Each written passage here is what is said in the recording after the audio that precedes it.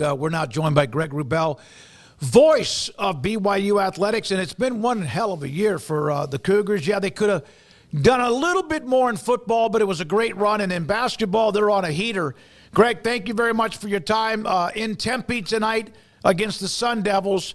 What has been what they've done with Coach Young? What have they done that's clicking right now? They were good, but now it seems like they've risen to a different level.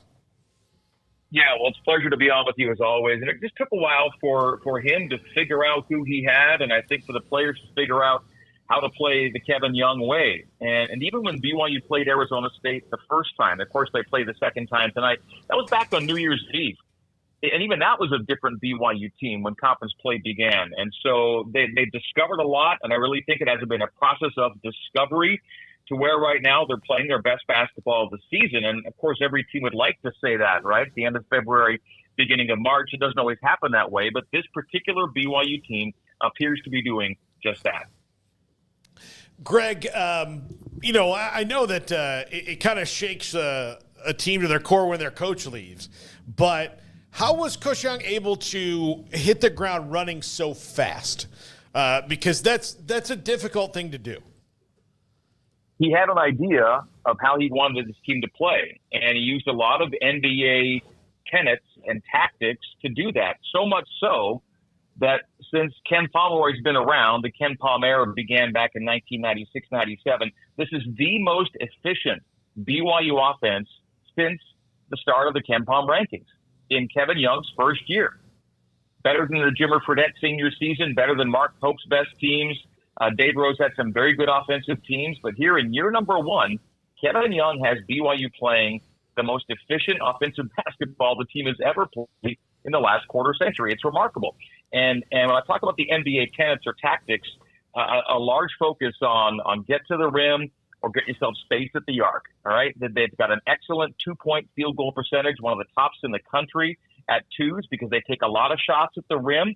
They're fifth nationally in 2-point percentage, despite the fact they rank 303rd nationally in the percentage of points they score off of two. So that it may sound counterintuitive, but it's really not. They only rely on the very best twos. And when they get them, they score them at a very high rate, which of course leaves a lot of points on the arc. And BYU gets 40% of its points at the 3-point line, and they're a good 3-point percentage team. So they want rim to great. All right. They want to be at the rim or a great shot outside. They want 0.5 basketball, which means you've got 0.5 seconds to make a decision. You're passing it, you're shooting it, you're dribbling it, you're moving with it. Something is happening in 0.5. Don't let the ball stick. Don't have a dead ball. And that's why you end up with the number 4 ranked effective field goal percentage right now and a top 15 team in efficiency. Things are really clicking on offense. Now, they're not a slouch defensively. Yeah, teams shoot a pretty good number from 3 against BYU, but they're still a top 70 team in defensive efficiency. So they're good enough there, but they're great right now on offense. Greg, BYU is known for having a rabid, passionate fan base and packing out the football crowd. We just had Gene Taylor of Kansas State, and I asked him, what have been some of his favorite moments or trips that he's been able to take with all the new schools, and he went on about how much he enjoyed going to BYU, even though he didn't like the result, obviously, in football, but how much he enjoyed that. Basketball seems like it's crazy fun to be a part of as well. I was just curious of BYU's had some success in the past in basketball, but how much have you seen kind of the energy, the excitement level sort of build up this season with the success also building alongside that? Yeah, they're a top 10 team nationally right now in attendance. They lead the Big 12 in per game attendance. They had a sellout for the Kansas game, officially the first sellout of the season, but it's a little bit of hair splitting because they've been putting between 15 and 18,000 in the building every night. They just happen to max it out against Kansas. It's the rare year where Kansas doesn't lead the Big 12 in attendance. Now, part of that is the fact they lowered their building capacity by 1,000. But even if they were packing it out at the old number, BYU would still have the edge in per game attendance this year. So it is an amazing thing, guys, that in the first year of Kevin Young, a new regime, the excitement, hit a new level. People really liked what he did, even just in the off season, to where, season tickets got sold at a quicker rate. The crowds have been, the best they've been in years. And then you end up submitting the number one high school recruit in the country for next year. So it is a good time to be a Cougar right now. There's no doubt. Greg, last year, 23, the football season didn't go as well as anyone would have planned. But is this year with more to go? How would you describe year 2 in the Big 12? If you're looking for a wheeled cooler, this is the Arctic 52-quart ultralight wheeled cooler.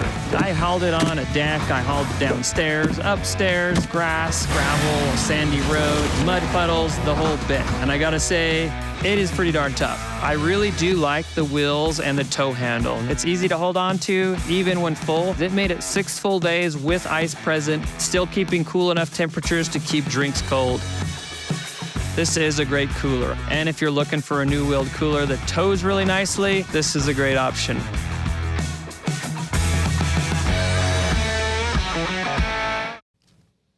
Well, I continue to just, wish it could have happened sooner for BYU. It was a long time coming, and it was a long wait. And I think now that we're finally there, BYU that is, we're trying to enjoy, every bit of it in every way. And I can't say enough good things about the conference. The programs, the venues, the fan bases, some of them we were familiar with. I mean, Utah joining, we already knew Utah. That's kind of a different deal because of the long history there. But everyone who was new for BYU, it's been a real enjoyable thing for me, and I know for the program to experience that novelty and then also have some success while doing it, right? I mean, you don't want to just, be someone's, doormat in your new league. And I think BYU, in a lot of ways, guys hit the ground running.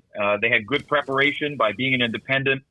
They were excellent at their previous conference stops, but you power up to P5, you got to be at a certain level. And I think that Tom Holmoe, BYU's soon to be retiring athletic director, really had everybody ready to roll when this thing hit. And so it is that, soccer goes to the NCAA tournament in its first couple of years. Football had the double-digit win season we talked about. Basketball may go back-to-back in the NCAA tournament in its first 2 years in the Big 12. Last year, basketball was picked to finish 13th and finish 5th. They were picked to finish 9th this year, and they'll be in a tie for 4th if they get a win tonight. So there's been a real concerted effort to make sure that BYU finds itself right at home with some of the best in this conference. And it's a great conference. It's hard to just rise to the top, but football did that, right? They tied for the regular season championship and lost the tiebreak, didn't get to Arlington with a tough finish to the end of the year. But hopefully that's a sign that BYU can continue to be competitive year in and year out in what I think is a great conference. We had Tom Holmoe on the show, and he discussed, of course, his legacy. He didn't want to say legacy. We asked him about that, and moving on. Could he have done anything better? Sure, but what he did to put BYU in this position and being able to set the table, maybe even put all the furniture in the house and then open the door up, next person comes in to try to just continue it on. Yeah, he's truly left a fully set table for whoever succeeds him, and I've known him for a long, long time, and have always thought he was the right man at the right time. The right guy to bring BYU into this new phase, and even the right guy to guide BYU through a tough dozen years of independence. That's not an easy task to schedule, 12 games a year for 12 years, basically. And he did it, and I think shone brightest during the COVID year when most teams were figuring out how not to play or how to play as few games as possible. Tom was like, let's play a season, and he found a way to get it done. And BYU had a great year that year too. So in just so many ways, he was the perfect man for the position at the right time frame in BYU athletics. Greg, what's it been like for you? Is it more fun to do conference games in the Big 12 than it was? I mean, doing games is fun no matter what, but is this more fun and rewarding in a way? I mean, I've been in I called games in 4 conferences now, right? The WAC, the Mountain West, the WCC, and the Big 12. And not to disparage any of the previous experiences or institutions or venues or anything about that. It's just that it's a progression. It's a step-by-step move up the ladder. And this is where you want to be. You want to be at Allen Fieldhouse. You want to be in sold-out buildings. You want to be playing the best of the best with legendary coaches and Hall of Fame coaches. You want to be at this level. And so it's the most fun I've had in my career.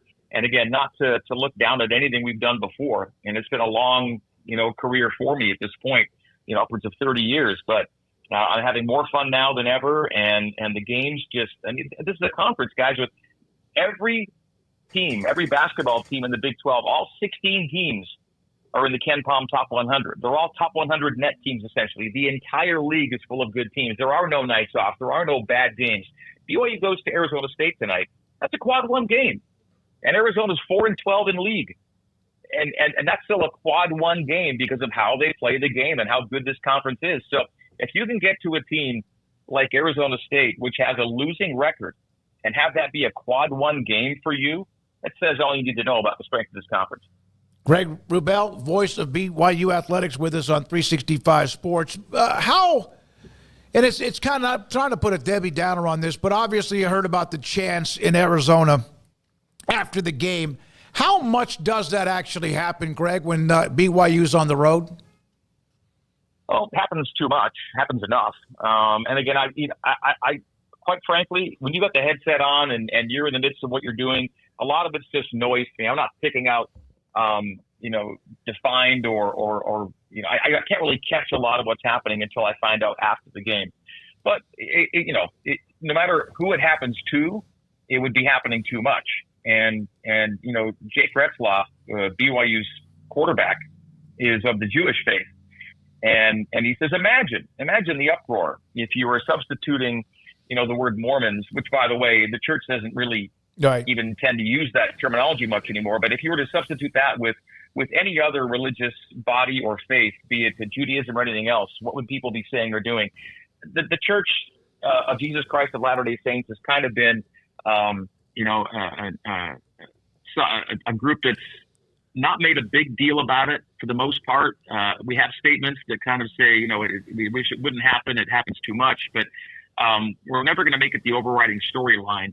That said, I think it's funny that it seems to be like the one religion that is fair game for this kind of thing, where you just don't. At least I don't think it happens with very many other defined faiths, and they're not necessarily saying it about the school. I mean, everyone knows there's been chants, fill in the blank with the name of the school you're facing, but this is a religion. This is a personal matter of faith to a lot of people, many who are in that community, at that school, on those teams. And so, Tommy Lloyd, I think, spelled it out really well, that he was just disappointed more than the game itself by what happened after the game. And if you were to go back and see what Tommy Lloyd said, I think he said it about as well as you could say, about what we should or should not be doing with our fan bases. What stood out to you the most when the schedule was released a couple of weeks ago, the football schedule? There's a stretch. There's a 70-day stretch, I think, a 10-week stretch where BYU plays just 2 home games. And so I think from, early September to early November, I think they have just the 2 home games. So I want to see what BYU does with that stretch. They have both byes and 1 or 2 extra road games as opposed to home games in that stretch. So it makes it a long stretch with only a couple of games at home. That's what stood out to me. And so I want to see how well BYU handles that particular part of the schedule. I think the non-conference is certainly manageable. And then it all becomes, can you repeat the feat from last year and put yourself near the top of the Big 12? I know that the way this season ended, guys, had left a bad taste. Yes, it was 11-2. That's a great year, right? 11 wins, outstanding. Oh, yeah. But they were 9-0. Mm-hmm. And when you go from 9-0 to 11-2, that means you just didn't quite finish. And so I know they want to put themselves in a position to fix what happened at the end of last year. And there were some funky things that happened that kept BYU from getting to Arlington. But that said, they were so close. And maybe it is the progression I'm talking about, guys, the step by step. The first year they weren't too competitive in the Big 12. The next year they put themselves right at first place, but didn't get to Arlington. Maybe the next step is, you make that trip to the title game. And a lot of things look good for them. I mean, again, the quarterback is back. The running back is back. Chase Roberts is back at wide receiver. The staff is back intact. There's a lot of good things going on with BYU to make you believe they could put together that kind of run again. We'll see. I hope that because of how they finished, despite those losses, the one to Kansas was the one that was the dagger, but that allows the next time they're in this mix to have more respect. Sometimes you almost have to earn your way into that room. You know what I mean? And it shouldn't be that way. Arizona State would have to do that too. They actually got the conference championship bid. But, man, we sat there all year long and kept wondering before the loss to Kansas why BYU wasn't more in the discussion when it came to the rankings. I can't imagine what you were thinking. Well, I think it began with the preseason. Nobody was really thinking much about BYU in the preseason, which I think if you want to talk about a measure of respect, we're going to see a difference this year. I will be surprised if BYU's not a preseason top 25 team. And I'll be surprised if the coaches, or I think it's the media that vote for football, right? The coaches vote for basketball, media vote for football. I'll be surprised if the media don't have BYU as a top tier team in the Big 12 this year. So I think when it comes to respect and expectation, we should see it in the summer in both those AP top 25 rankings and the Big 12 preseason prognostications. I think BYU will get a lot more attention this year than they did last year. Greg, Utah just made a coaching change in basketball. Obviously, they haven't, been up to snuff here year one in the Big 12. And this is a tough league. But how much of BYU success and the fact that the number one player in the country is coming there and they're shelling out a bunch of money and spending it on sports maybe amplify the situation for Utah basketball a little bit more? And football, that matter. Yeah. I mean, the bottom line is Utah had an advantage for a decade in which they were P5 and BYU wasn't. Just simple as that. They took advantage of a time when they had BYU on the bottom rung of the ladder. They took advantage of an opportunity. All right. They knew they were going P5 and BYU didn't. So over that decade, what did Utah do? It took advantage of its situation. And now that the playing field is level, or maybe even unbalanced in BYU's favor now, we're starting to see some of the results of that equity. And I would argue that Utah has its work cut out for it to compete with BYU, exceed BYU year in, year out, because BYU now has the same things Utah used to have, and then some, and then some. So let's see how the next decade goes. Greg, thank you. Good luck tonight. The game broadcast. Appreciate your time. Greg Wrubell, voice of BYU Athletics, with us on many things, from looking back at the 25 season, looking ahead to the football schedule, at a basketball team that is really good, and the legacy of Tom Homo, who is on his way out at the end of the year, at the end of the school year, as the AD, the Director of Athletics at BYU.